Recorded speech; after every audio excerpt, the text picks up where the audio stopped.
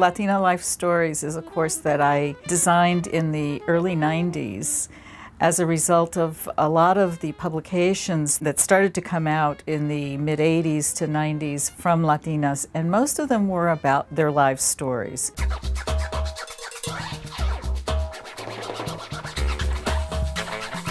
We read testimonial literature, autobiographical writings from Latinas from all around the United States around different themes like migration, genealogy, the body, all of the major themes. We look at them through these readings. You get to hear a lot of different stories in either poems or actual written stories or narratives. And also because I get to kind of reflect on my life and what kind of things have been important for me. So in a way, by voicing this, she's taking responsibility. Like for even women that might read this, you don't have to wait until you're older to get your body back. You can get it back right now. Getting used to the adolescence in the United States, I think, is a historical thing. And then the students start to produce their own stories. So we'll have a few students reading their scripts.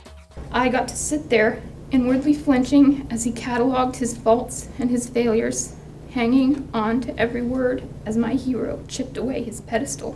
One day, Mama Belina said she was sending me to El Norte because she had hopes and dreams of a better future for me. One of the things that happens in this class is that it doesn't matter who's in the class, there is always a really high degree of respect in this class that just happens organically because people are telling their own lives. I have a lot of respect for the professor because she really goes out of her way to try and create a supportive environment in this class. This making a digital story of their own enables students to actually become authors in their own right. So it isn't just like they're reading and maybe writing an autobiography for class assignment, but rather now they're making something that's permanent. Let's go through it once more without recording. And try to start with your voice way high, you know, and pretend that you're talking to a whole bunch of people on the other side of this booth. Part of the process is that I ask them to read their own stories because the idea is that it's your voice that matters most. My first contraction tore through me like a bullet. Without pain intervention, I delivered my son 9 hours later. Seeing his glorious little naked body, I, for the first time, loved mine. Every day, I am grateful for a body that can pick up my son, kiss him, and hold him as he drifts comfortably into sleep. Bravo.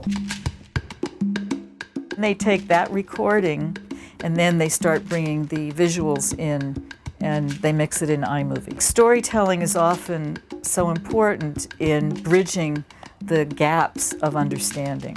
I want them to take away an understanding of the complexity of difference.